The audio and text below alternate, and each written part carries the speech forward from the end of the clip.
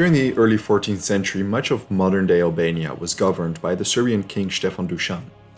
When he passed away in 1355, local chieftains and lords became the dominant factors managing their estates. Albania fragmented. Another external force contributed to the general instability. The Balkans and Eastern Europe as a whole suffered under Ottoman raids and conquest. By 1396, they conquered key cities and territories, including the capital of the Second Bulgarian Empire. The Ottoman Sultan and military commanders figured fragmented Albania would be an easy conquest. However, ironically, the Ottomans faced some of the most fierce resistance from the Albanians. The celebrated Albanian commander and Ottoman deserter George Kastrioti united the fragmented chieftains and princes. Better known as Skanderbeg, he led one of the longest and most successful rebellions against the mighty Ottoman Empire, using the mountainous territory and guerrilla tactics to keep his head above water, against all odds. John Kastrioti was an Albanian lord living in the early 15th century. The wealthy, noble Albanian house of Kastrioti governed a significant chunk of territory in current-day northern Albania and bordering Macedonia and Kosovo. In 1405, John had a son, George Kastrioti. This boy was born either in Dibër or Kruje into a large Orthodox family. For decades, Albanian nobles resisted the ever-expanding Ottoman Empire. George's father was no different. He successfully fought several military campaigns. However, when in 1421 Murad II's numerically superior army beat him, they captured George and 3 of his brothers, forcing John to become a vassal. The boys were transported to Edirne, the capital of the Ottoman Empire. George converted to Islam. According to Turkish chroniclers, the boy showed a great talent for military matters and strategy, was dexterous and intelligent. He left a good impression at the court, and as a son of an Ottoman vassal, the Sultan allowed him to receive a military education. Distinguishing himself at military school, his name was changed to Iskender, referring to Alexander the Great. Although historiography loses sight of his whereabouts for a few years, it is safe to assume he participated in military campaigns of the Ottomans. Somewhere along his military service, George received the title Bey, meaning as much as chieftain, often given to military commanders. The name Iskender Bey would later, by the Albanians, be morphed to Skanderbeg. And with his name, he would enter history, becoming one of the greatest Albanian heroes. While he served the Ottoman Sultan, his father John still participated in resistance efforts against the Ottomans, who had occupied large parts of his original territories. He took part in the unsuccessful Albanian revolt of 1432. 5 years later, John passed away and the Ottomans annexed all his territories. The Sultan appointed Skanderbeg as the Subash, a sort of commander, of the Vilayet Kuya, a central administrative district. Skanderbeg maintained his father's network as the Subash, including contacts with Albanian nobles and the Republic of Venice, Naples and Ragusa. These contacts would come in handy later in life. According to some historians, from this point onward, Skanderbeg was already rallying support for his defection and eventual Albanian revolt, although much is unknown about this period. Meanwhile, several European leaders joined forces to drive the Ottomans out of the region entirely. The leading figure of these campaigns was the talented Hungarian commander János Hunyadi. In March 1442, he defeated an Ottoman force under Mezid Bey at Hermannstadt and fended off the subsequent retaliation. Then, planning a greater offensive, Hunyadi established alliances with the Balkan peoples to rise up behind enemy lines. Building on this momentum, in January 1443, Pope Eugene IV announced what would become known as the Crusade of Varna, rallying several kings and commanders to expel the Ottomans from Europe. In November that year, the Hungarians crossed the Danube, making their way to the city of Niš. 3 separate Ottoman armies faced Hunyadi's cavalry. Qasim Pasha commanded the Ottomans, with 3 beys, among whom a certain Albanian nobleman and his nephew, Hamza Kastrioti. Heavy fighting broke out, with 5 total battles fought, upon which the Ottomans were defeated and retreated, but not Skanderbeg. Instead of retreating with his army, together with 300 Albanian cavalrymen and his nephew, he deserted. After a trek of several days, the group arrived in Dibër, one of John's former territories. Realizing his desertion would lead to a violent Ottoman response, Skanderbeg now did his best to rapidly establish a strategically favorable stronghold. The most challenging part would be expelling Ottoman forces from the Kruje fortress, as it was near impossible to take by force. So instead, Skanderbeg forged a decree pretending the Sultan appointed him as Subash of the fort, convincing its governor to let him in. Then, during nighttime, he snuck in his soldiers hiding in the surrounding woods and exterminated the Ottoman garrison. Upon victory, Skanderbeg raised his family herald, the two-headed eagle, above Kruja's fortress. To this day, it remains the Albanian national flag. Historians generally agree this moment marks the beginning of Skanderbeg's 2.5-decade-long revolt against the Ottoman Empire. He denounced the Prophet and Sultan and continued his expansion campaign, reconquering his family's territories. Within a month, he possessed most of his father's castles, cities, towns, having expelled all Ottoman garrisons, and proclaimed an independent Albanian principality. Seeing Skanderbeg's success, other Albanian nobles now rose against the Ottoman invaders as well, and by January 1444, they expelled all Ottoman troops from Albanian territory altogether. In March, the Cathedral of Lezhë, Albanian nobles declared Skanderbeg their official leader, establishing the so-called League of Lezhë. This pooling of resources became the core of Albanian resistance against the Ottoman Empire. All territories and their nobles remained autonomous, but were united in the common cause of defending Albania, with Skanderbeg as their commander-in-chief.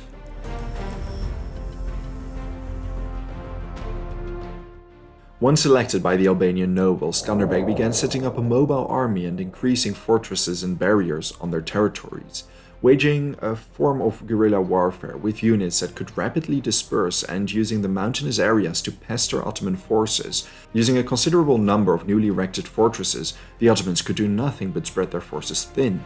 Thanks to their familiarity with the region and mountain passes, Albanians employed hit-and-run tactics, severely impeding the heavily armored and unfamiliar Ottomans. Skanderbeg's continued resistance becomes all the more impressive because even generous estimates say the number of troops he commanded never exceeded 20,000, a marginal sum compared to the enormous Ottoman armies. The first clash happened in summer 1444, after Hunyadi's successful long campaign, but forced retreat due to the lack of supplies and bad weather. The Sultan had diverted his attention to Albania after Hunyadi's retreat.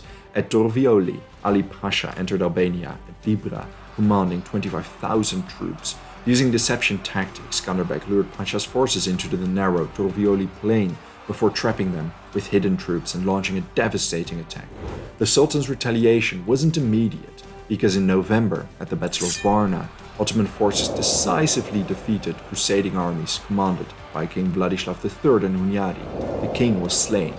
Part of the reason for the defeat was that the Serbian George Brankovic, doubling as the father-in-law of Sultan Mehmed II, blocked Skanderbeg from sending aid to his Christian allies. The victory at Varna secured the Ottoman position in the Balkans for centuries to come. It was one of the reasons why Christian commanders didn't come to the aid of the besieged Constantinople in 1453. It was a watershed moment, convincing the Christians of their inability to expel the Ottomans to Anatolia. After their victory at Varna, the Ottomans began concentrating their forces against Skanderbeg once again, although he managed to aptly use the mountainous area and his guerrilla tactics to hold out. He was successful in defeating 2 Ottoman campaigns before being left alone in 1447. Having a keen eye for strategy and politics, Skanderbeg made use of this breathing room to foster new alliances. Learning of a rebellion in the Kingdom of Naples, he actually came to the aid of its king, Alfonso V. As a sign of gratitude, Alfonso allowed Albanians to settle in southern Italy and pledged troops to help the rebellion. However, in practice, these were marginal at best. Naples wasn't the only state on the Italian peninsula Skanderbeg dealt with. North of the Kastrioti territories lay the Ducagini family estate. The Ducaginis and Venice feuded about the possession of the Dagnum fortress. Being an ally of the Ducagini, Skanderbeg launched attacks on multiple Venetian cities along the Albanian coastline to pressure them. Venice sent a relief force and diplomatic envoys to the Ottomans, urging them to launch attacks against Skanderbeg's positions. Venice even put a bounty on Skanderbeg's head, but to no avail. Sultan Murad II received the Venetian envoys and figured it was time to crush the Albanian thorn in his side. So, in spring 1448, a force numbering over 80,000 soldiers under direct command of the Sultan marched into Albanian territory. They first besieged the fortress of Svetigrad, defended by an over 10 times smaller garrison. After setting up the siege, part of the garrison marched onto Kruja. Skanderbeg had to act quick. In July, rallying local farmers and the League, he defeated Venice at the Battle of Drin. He left his nephew Hamza, the one he defected with, at Drin to guard the outpost and took all his other troops to relieve Svetigrad. Over there, although outnumbered, the small Albanian fortress resisted continued attacks. Employing guerrilla tactics, Skanderbeg's troops pestered the Ottomans. However, when they discovered the water source of the fortress, it was a done deal. In the autumn, the garrison had to surrender. When a 15,000-strong force under Mustafa Pasha entered Albania via Dibra, Skanderbeg's outnumbered forces defeated them at Uranik. Learning of this Ottoman defeat, the Venetians decided to sign a peace treaty. The Sultan abandoned his march on Kruja after learning of Hunyadi's plans to launch a new campaign into Ottoman territory, burning many fields and villages on his way. From then on, Venice left Skanderbeg alone. He, in turn, could fully concentrate his efforts against the Ottomans, still vying for control in and around his territories. In October, the Hungarians fought the Second Battle of Kosovo.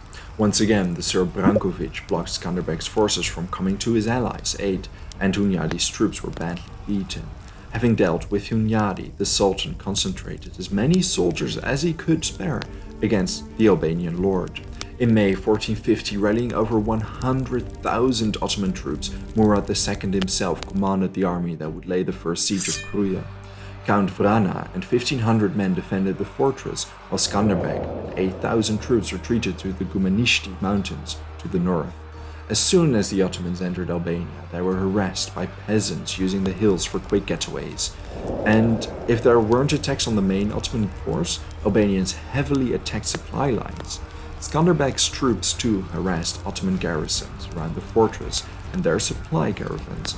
Using small contingents of troops, he managed to throw the Ottomans' besiegement in such chaos that after half a year they lifted the siege altogether. 3 months later, the Sultan passed away and was succeeded by his son Mehmed II, but trouble was brewing within the League. Skanderbeg grew more confident as his success continued. With Albania facing widespread famine due to the continuous war, he began infringing on the rights of nobles quartering in their castles and making more demands of their troops. Two significant families broke away not soon after the siege of Kruja, the Dukagins and the Arianids. To smooth things over, Skanderbeg married George Arianid's daughter, but other nobles didn't just abandon the League, but they in fact joined the Ottomans, taking up arms against their own country. One nephew of Skanderbeg sold the Modric fortress to the Ottomans. Hamza defected to the Ottomans after Skanderbeg had a son, making him not eligible as a successor. Meanwhile, Skanderbeg himself continued strategizing. To liberate the south of Albania, he planned the besiegement of the citadel of Berat. Supported by Albanians and 2,000 Neapolitan infantry sent by King Alfonso, the initial besiegement appeared to be a success. But unbeknownst to Skanderbeg, the Albanian defector Moise Golemi, commanding a 40,000-strong Ottoman force, secretly crossed the Albanian border and surprised the troops laying siege. They defeated the Albanians, but at the subsequent Battle of Dibra, Skanderbeg's reinforcements defeated the Ottomans again, and Moise once again switched sides to Skanderbeg, remaining loyal to him until his death. Later that year, over 80,000 Ottoman troops commanded by General Isak Bey, Yevrenos and Hamza, appointed by Sultan Mehmed II himself, crossed into Albania. However, at the plain of Albulena, the Albanians lulled the Ottomans into a false sense of security before launching a surprise attack. With just 8,000 men, they defeated the 10 times larger Ottoman army, inflicting significant damage and capturing Hamza Kastrioti. He would spend the rest of his days as a prisoner in Naples. Skanderbeg's victory once again earned him praise around Europe, and after Hunyadi's death in 1456, he became the face of anti-Ottoman resistance. In 1458, his ally King Alfonso of Naples died and was succeeded by his son Ferdinand. The Neapolitans rebelled against Ferdinand, upon which Skanderbeg decided to help the young king. He concluded a 3-year truce with the Ottomans. In Italy, at Barletta and Trani, Skanderbeg defeated the rebels and helped Ferdinand maintain his throne. While in Naples, Skanderbeg received intelligence from his many agents dispersed throughout the Balkans that the Sultan was in fact planning to break the truce and launch an extensive invasion. By the time he returned, 3 separate expeditions were already in Albanian territory. He swiftly crushed all 3. The Sultan now offered Skanderbeg to sign a peace treaty for a decade, which he in fact accepted. They signed it in April at Shkup. But when it seemed a period of peace commenced, organizers of a crusade embodied by Pope Pius II sent Skanderbeg a message. They were about to launch their campaign and wanted him to join. He initially refused, but that summer war broke out between Venice and the Ottoman Empire. Albanian nobles swore loyalty to Skanderbeg again, and the Pope confirmed the crusade was to begin. So, in November, Skanderbeg once again entered into war against the Ottomans. When the Pope died in August next year, before his forces gathered, it came to a fruitless end. But the war didn't end for the Albanians, who now faced an angry and very distrusting Sultan. Under the command of Balaban Pasha, 5 separate expeditions were sent into Albania to destroy Skanderbeg's resistance. They entered during harvest season, and due to the harsh winter, Albania faced severe famine. Yet time and time again, at Baikal, Mesat, Kashari and Kruja, Balaban's troops were defeated. Troops were pestered by guerrilla bands of peasants and Albanian troops hiding in the mountains into the land. But Skanderbeg's resources were spreading thin, and he had to visit Naples, Venice and Rome mid-war to try and find funds to continue his war, all to no avail. In April, he returned to Albania to lift the second siege of Kruja, killing Balaban Pasha in the ensuing melee. But by winter 1468, another Ottoman army entered Albania from the north of Shkodër. Skanderbeg commanded the army en route to meet them, but contracted a fever due to the weather. While his forces gained a victory near Shkodër, George Kastrioti Skanderbeg passed away on January 17, 1468 at the age of 62. His men buried him in the Cathedral of Legia, and his 14-year-old son John succeeded him. Soon it became clear no leader was up to the task of leading the Albanian resistance. After Skanderbeg's death, the Ottomans took less than a decade to conquer Skanderbeg's territories altogether. In 1478, Kruja fell to the armies of Mehmed II, and Venetian Legia too fell a few years later. Thank you very much for watching this video. If there's a topic or event you would like to know more about, let me know your thoughts in a comment. I would also really like to thank all my patrons and channel members for their generous support. If you enjoy House of History and want to support my work, consider joining me on Patreon. For just $1 a month, you already gain access to the exclusive Patreon series. Don't forget to subscribe. See you next time.